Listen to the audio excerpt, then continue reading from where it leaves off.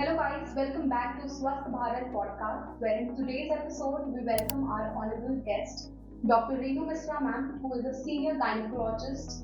She was working as an additional professor in All India Institute of Medical Sciences, where she took a voluntary retirement, and now she is working as a senior gynecologist at Sitaram Bharti Institute of Research and Sciences, and she has her own IVF center in Gurgaon as well. So welcome ma'am, welcome to our podcast. तो ma'am आप कुछ अपने journey challenges आप MBBS से लेकर के अभी आप एक सीनियर गायनेकोलॉजिस्ट हैं, उसके बारे में बताइए। आपका क्या ओवरऑल एक्सपीरियंस रहा है, क्या चैलेंजेस फेस आपने किए हैं, किस तरीके से एक काफ़ी अच्छा एक्सपीरियंस भी रहा होगा, तो कुछ हमें उसके बारे में बताइए। शुरुआत करिए अपने बारे में कुछ बताना। थैंक यू ख्याति for having me on this episode of your podcast. I think सबकी ही जर्नी बहुत इंटरेस्टिंग होती है और कोई भी जब अपना रिफ्लेक्ट करे तो अप्स एंड डाउन्स होते हैं, बट ओवरऑल इंटरेस्टिंग होती है जर्नी सबकी। मेरी भी जर्नी बहुत इंटरेस्टिंग थी। एमबीबीएस में मैं अपने बैच में थ्रू आउट सेकेंड टॉपर थी। I am talking about 1976 when I entered medicine MBBS. So मैं सबकी क्लास लिया करती थी, लड़कों को बिठा कर मैं सबको समझाती थी कि पीजी करने से पहले, मतलब एमएस एमडी जो भी करनी है आपने, वो करने से पहले शादी नहीं करनी, क्योंकि फिर पढ़ाई नहीं होती, फिर ध्यान बढ़ जाता है आपका और फिर आप बाकी चक्करों में लग जाते हो, तो पढ़ाई पे फोकस पे हट जाता है। And then I was the first person who got married in internship. मतलब पीजी तो दूर की बात है, अब जस्ट एमबीबीएस खत्म हुई थी, इंटर्नशिप शुरू हुई थी, तो मेरी शादी हो गई थी। So that is what I call destiny, कि ठीक है हम बहुत कुछ सोचते हैं लेकिन बहुत चीज़ें जो होती हैं हमारी ज़िंदगी में वो डेस्टिन्ड होती हैं। So anyway I got married in internship. तो मैं झांसी में पढ़ती थी, वहाँ से फिर क्योंकि मेरी शादी हो गई तो मैं दिल्ली में आ गई। इंटर्नशिप मैंने सफदरजंग हॉस्पिटल से करी और उसके बाद फिर पोस्ट ग्रेजुएशन का सवाल था। तो पोस्ट ग्रेजुएशन के लिए अगर मैं दिल्ली में एंट्रेंस एग्ज़ाम देती तो मेरे सीनियर्स ने मुझे सफदरजंग में समझाया कि यहाँ पे तुम आउटसाइडर हो, 25% में कॉम्पीट करोगी। अगर तुम यहाँ पे नहीं तुम्हारा हुआ जिस सब्जेक्ट में तुम करना चाहती हो पोस्ट ग्रेजुएशन, तो आप अपनी सीट से भी जाओगी झांसी में और यहाँ से भी जाओगी। बिकॉज हमारे कॉलेज में तब तक, अब तो कंपटीशन से होता है, तब तक कंपटीशन नहीं होता था पीजी सीट्स के लिए। एमबीबीएस के लिए तो होता था, वो हमारी मेरिट पे होता था। तो मेरिट से तो मैं किसी भी सब्जेक्ट में पोस्ट ग्रेजुएशन कर सकती थी, तो मुझे वहाँ एडवांटेज था अपने कॉलेज में। बट एक बार शादी हो जाए, आप अपने घर में अपना सेटल हो जाते हो, तो you don't want to go back to hostel life and stay. So that was my hitch that I didn't want to go back. But anyway मुझे काफ़ी ब्रेन वॉश किया उन्होंने, मेरी सीनियर थी, कि नहीं 2 साल कुछ नहीं होते ज़िंदगी में, go back and do your post graduation from your own college. So I went back to Jhansi for 2 years। वहाँ पे वेरी इंटरेस्टिंगली कोई प्लानिंग नहीं थी प्रेगनेंसी की, but again things happen unplanned in life. और जब मेरा बिल्कुल पीजी का एग्ज़ाम सिर पे था, मतलब 1 मार्च को मेरे पीजी के एग्ज़ाम्स थे, and imagine I got pregnant and I delivered end of December. मतलब उस स्टेज पे लड़कियाँ खाना खाने के लिए भी अपने कमरे से बाहर नहीं निकलती। पीजी के लिए इतनी पढ़ाई होती है, मेडिसिन में है ही पढ़ाई और पोस्ट ग्रेजुएशन में और भी। उस टाइम पे मैं दिल्ली आ गई थी डिलीवरी के लिए। उसके बाद ये हुआ कि डिलीवरी के बाद सभी लोग जनरली होता था कि बच्चे के साथ पढ़ाई नहीं हो सकती, तो बच्चे को आप अपने इन-लॉज़ के पास या अपने हस्बैंड के पास छोड़ के आप चले जाएंगे।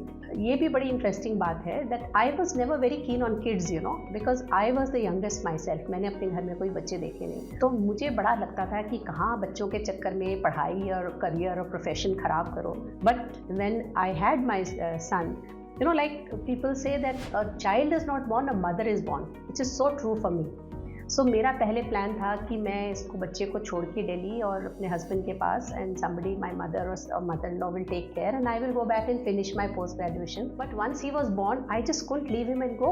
सो मैं उसको ले जाके वहाँ झांसी में हॉस्टल में तो रख नहीं सकती थी। फिर मैंने वहाँ किसी जो हमारे फैकल्टी मेम्बर्स हैं उनका घर सबलेट किया, एक रूम किचन, वहाँ जाके वहाँ पूरा घर बसाया फिर से 2-2.5 महीने के लिए, और फिर वहाँ पे पढ़ाई करी और फिर एमजी पीजी का एग्ज़ाम दिया। साथ में मेरी एक सिस्टर लॉ थी, मेरी जेठानी और मेरी नंद, वो मेरे साथ रही for supporting the baby and me, क्योंकि अब मैं या तो पढ़ाई करूँ या बच्चे को देखूँ या that was also very interesting.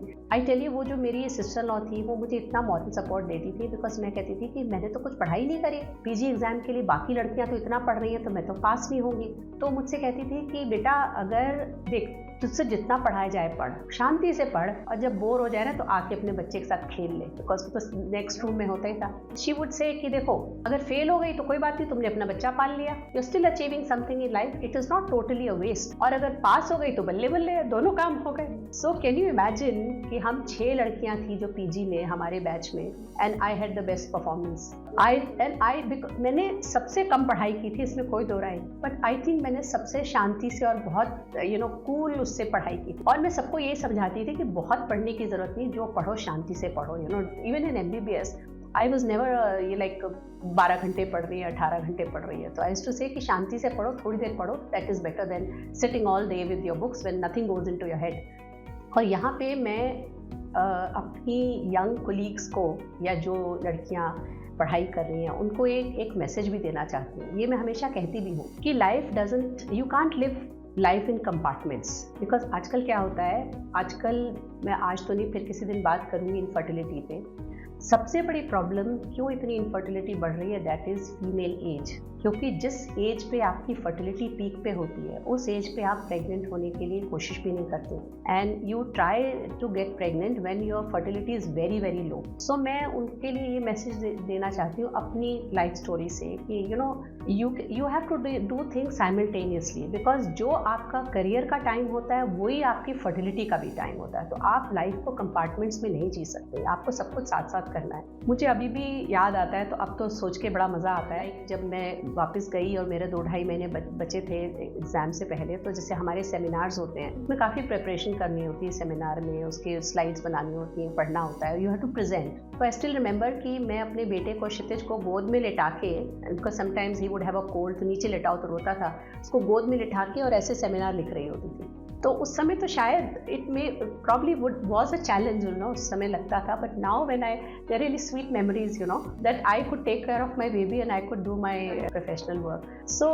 सब कुछ हो जाता है ज़िंदगी में, बट यहाँ मैं ये ज़रूर कहूँगी कि सपोर्ट आपकी फैमिली का, आपका हस्बैंड का बहुत इंपॉर्टेंट होता है, because to achieve something you need to have a conducive environment also, because उसमें तो किस्मत ही होती है। I been very very lucky that way, the kind of support I got throughout with my family, with my in-laws, with my husband. I mean शादी के बाद भी मैं ट्रेनिंग, बच्चों के बाद मैं ट्रेनिंग के लिए 1 साल इंग्लैंड गई, और मुझे पता है कि मेरे कोलीग्स के हस्बैंड जब छोटे छोटे बच्चे थे मेरे, I think they were like 5 and 8, and मेरे साथ में जो मेरे साथ की कोलीग्स थी, अगर वो 2 दिन कहीं बाहर कॉन्फ्रेंस अटेंड करना चाहती थी, I knew there husband would say कि बच्चों को कौन देखेगा, and they would not let them go. And I after having 2 kids, मैं 1 साल के लिए इंग्लैंड गई लैप्रोस्कोपी ट्रेनिंग के लिए, एंड एक्चुअली मैं नहीं जाना चाहती थी, मुझे खुद जाने की, मतलब इतने छोटे बच्चों को छोड़ना 1 साल के लिए, as a mother it's just like not thinkable. तो मैं जाना नहीं चाहती थी, तो literally my husband pushed me, he said नहीं तुमने जाना ही है, and he used to give me false reassurances कि तुम चलो और हम सब वहीं आ जाएंगे थोड़े दिनों में छुट्टी लेके,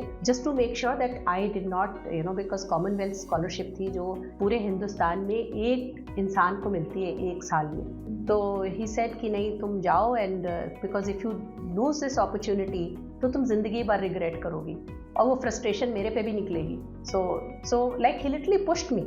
so that's what I am saying कि आपको ये बहुत इंपॉर्टेंट है कि आपको वो मिले सपोर्ट अपनी फैमिली से।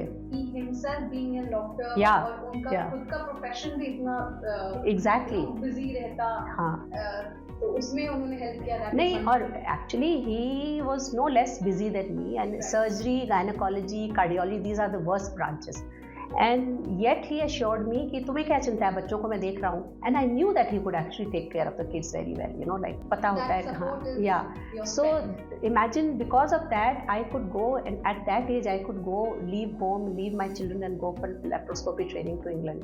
Okay, how did I choose gynecology? ये भी interesting है बहुत story। जब तक मैं MBBS कर रही थी, इंटर्नशिप में आई नहीं थी, MBBS ही कर रही थी, तो मेरा भी ड्रीम था कि मैं surgeon बनूं। I always wanted to have a surgical branch because I was very good with my hands. I used to paint, I used to do embroidery, I used to do lot of, in fact मैं तो doctor ही कैसे बन गई पता नहीं, मेरे को तो इतने शौक थे all these kind of things, तो मैं सर्जन बनना चाहती थी। But when I got married तो he is surgeon and he is quite senior to me. मैंने कहा यार ये तो बड़ा मुश्किल है, ये घर में भी बॉस हो गए और बाहर भी, बिकॉज सेम डिपार्टमेंट में अगर हो गए तो he senior, obviously he knows more than me. मैंने कहा नहीं, सर्जरी तो आउट है, अब सर्जन नहीं बनना, तो फिर क्या करूँ, सर्जिकल ब्रांच क्या लूँ। तो फिर सोचा ऑफ्थेल्मोलॉजी लेते हैं, क्लीन ब्रांच है, साफ सुथरा काम है, इमरजेंसी नहीं है, कुछ नहीं है। तो लाइक आई टोल्ड यू ना कि मैंने इंटर्नशिप अपनी MBBS के बाद हमें 1 साल प्रैक्टिकल ट्रेनिंग करनी होती है, इंटर्नशिप कहते हैं उसे, और तभी MBBS की डिग्री मिलती है। तो जनरली तो we do it from our own college जहाँ से हमने MBBS किया होता है, but you can in exceptional circumstances you can do another place. So I did it from Safdarjung because I got married. सो वहाँ जब मैंने, तो उसमें इंटर्नशिप में आप सारे डिपार्टमेंट्स में रोटेट करते हो। It's like a sort of a holistic आपका प्रैक्टिकल ट्रेनिंग होती है। जब मैं उसमें गई ऑफ्थेल्मोलॉजी डिपार्टमेंट में, तो मेरे ख्याल 15 दिन का ही होता है उसमें रोटेशन। उस 15 दिन में मेरा दिमाग खराब हो गया, बिकॉज वहाँ पे ये भी डिपेंड करता है आप ये भी अगेन डेस्टिनी होती है कि आपने कहाँ, किस हॉस्पिटल में, किस कॉलेज में आप इंटर्नशिप कर रहे हो। 15 दिन में मैंने कैटरैक्ट के अलावा कुछ नहीं देखा। सुबह राउंड होता था, राउंड पे कंसल्टेंट के साथ जैसे जूनियर लोग चलते हैं, हम भी चलते थे साथ में। तो राउंड पे क्या होता था, लाइक 60+ लोग होते थे सारे वार्ड में, ऑलमोस्ट एवरीबडी, और हर बेड पे वो जाते थे और वो कहते थे बाबा आँख खोलो, और उसमें बूंद एक टपकाई ड्रॉप, और फिर अगले बेड पे बाबा ठीक हो, आँख खोलो, और एक बूंद टपकाई। तो ये राउंड होता था ऑफ्थेल्मोलॉजी का। मैंने कहा नहीं, मैं ये नहीं कर सकती, this is just too boring, too monotonous, I can not survive in this. So ophthalmology got out. फिर अब क्या करूँ मैं? अच्छा, उसके बाद मेरी पोस्टिंग हुई गायनी में, सफदरजंग में। That is actually where my gynae career started, though I was not a gynecologist there, because मैंने वहाँ इतना enjoy किया, because gynae is a very happening department। और मेरे साथ चांस की बात ऐसे कि जब मैंने एज इंटर्न ज्वाइन किया, तो जो हाउस सर्जन होते हैं, जो नेक्स्ट सॉर्ट ऑफ एक कैटेगरी होती है next to house surgeon and then senior residents, house surgeon उस समय पिछले जा रहे थे और नए ने ज्वाइन नहीं किया था। There was a real scarcity in department, junior staff नहीं था। उसमें मेरे जैसा बंदा आ गया जिसको चिंता नहीं थी पीजी मिलने की, क्योंकि बाकी दिल्ली वाले तो इंटर्नशिप में काम ही नहीं करते, वो पूरा टाइम पढ़ते रहते हैं कि उन्हें पीजी का एग्ज़ाम देना होता है। मुझे तो एग्ज़ाम नहीं देना था, मुझे तो पता था मुझे पीजी जो मैं किसी भी सब्जेक्ट में कर सकूँ। मैं तो पूरा दिन काम करती थी, तो किसी को क्या चाहिए, मुझे काम करना अच्छा लगता था और बाकी लोगों को काम करने वाला चाहिए होता।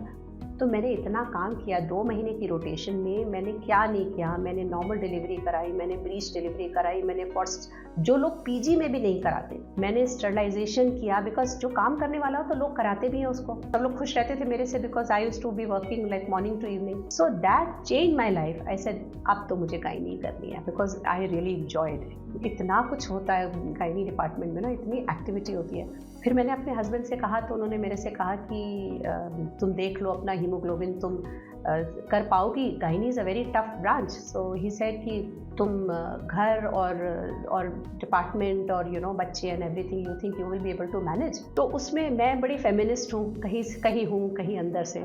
तो मुझे ये बात चुभ गई व्हेन ही सेड कि तुम घर देख पाओगी, घर और डिपार्टमेंट। तो I told him actually, I said क्यों, घर मैंने ही देखना है, मेरी जन्म पत्री में लिखा है। सर भाई तुम देखो घर, तुम्हारा भी घर है, तो जैसे तुम सर्जरी कर सकते हो घर देखने के साथ, मैं गायनी कर सकती हूँ।